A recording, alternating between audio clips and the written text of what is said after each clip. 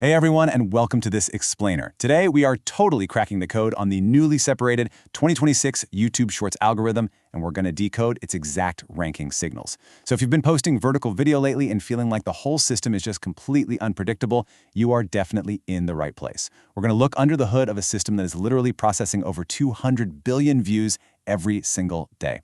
We'll break down exactly what the algorithm actually wants from you right now.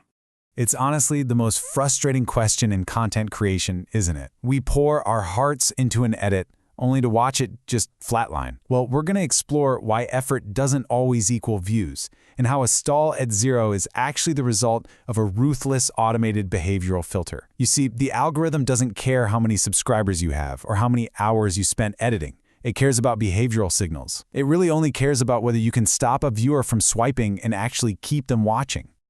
Okay. Here is our roadmap for today. We're covering 1. The 2026 algorithm shift. 2. Surviving the distribution test. 3. Core Shorts ranking signals. 4. Hooks and pacing frameworks. 5. The long-form video funnel. And 6. Unlocking two-tier monetization. Let's dive in. Section 1. The 2026 algorithm shift. A completely separated recommendation engine.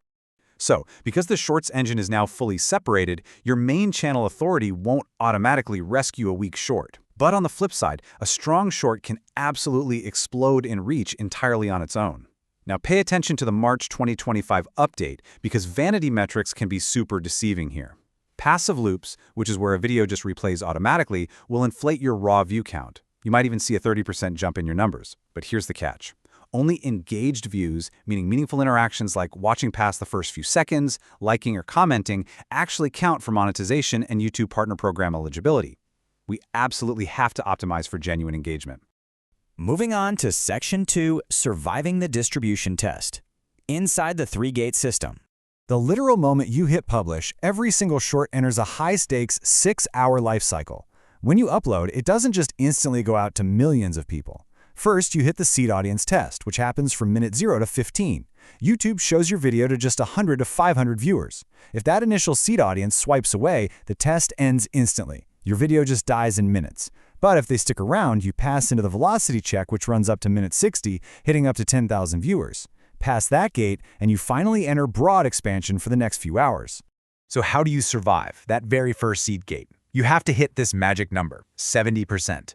If you can't convince roughly 7 out of 10 people in that initial tiny test group to stop scrolling and actually watch, the algorithm completely shuts off the tap. It is a highly strict, gated system.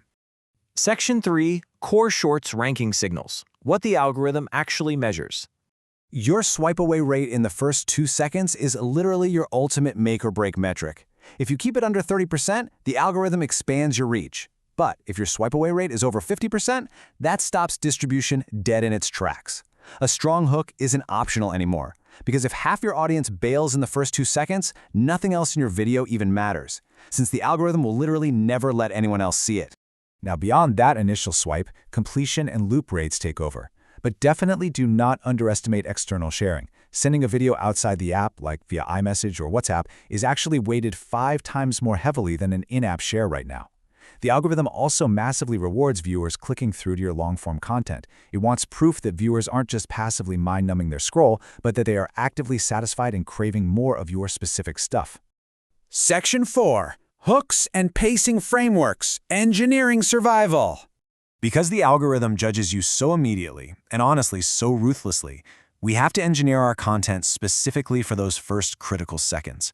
Whatever you do, do not open with, "Hey guys, welcome back to my channel." That is an algorithmic death sentence. You need a bold claim or a visual pattern interrupt to physically jolt the user and stop their scroll. For example, starting mid-action visually while stating an incomplete thought literally forces the human brain to pause the scroll just to seek resolution. To keep that retention once you've hooked them, you have to build your narrative on a really strict pacing structure, and you need to ruthlessly cut any dead air. The absolute sweet spot for a lot of channels is around 30 to 50 seconds. You have a maximum of 1.5 seconds for the hook. Think of the algorithm like a ruthless bouncer at a club.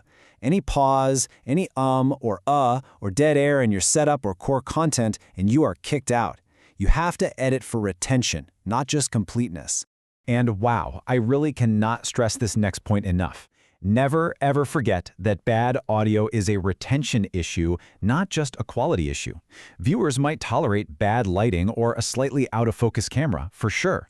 But bad sound, that guarantees an instant swipe away. If your audio is muddy or echoey, people will bounce in the first 2 seconds. And as we just learned, that completely destroys your metrics and kills your algorithmic distribution.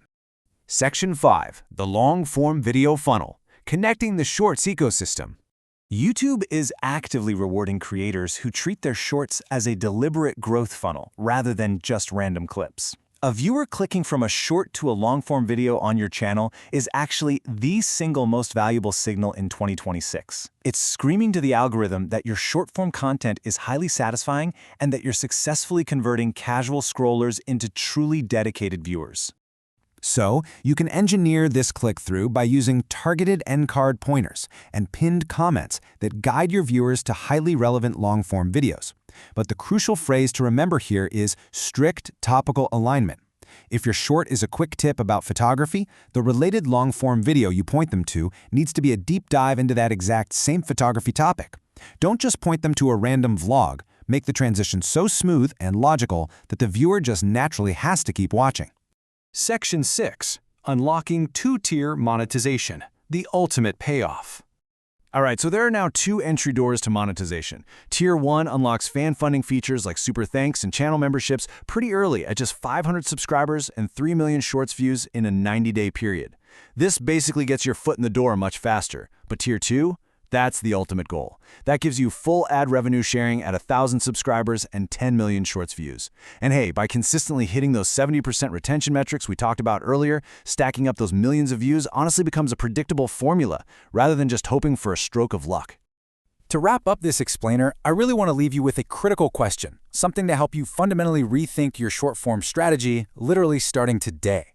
I want you to look at your last 5 videos. Where exactly did people drop off? Knowing how ruthless the algorithm operates right now, how are you going to rewrite your next hook to survive those crucial first 2 seconds? Take these frameworks, apply them to your very next upload, and just watch how the algorithm responds. Thanks so much for learning with me today, and keep creating.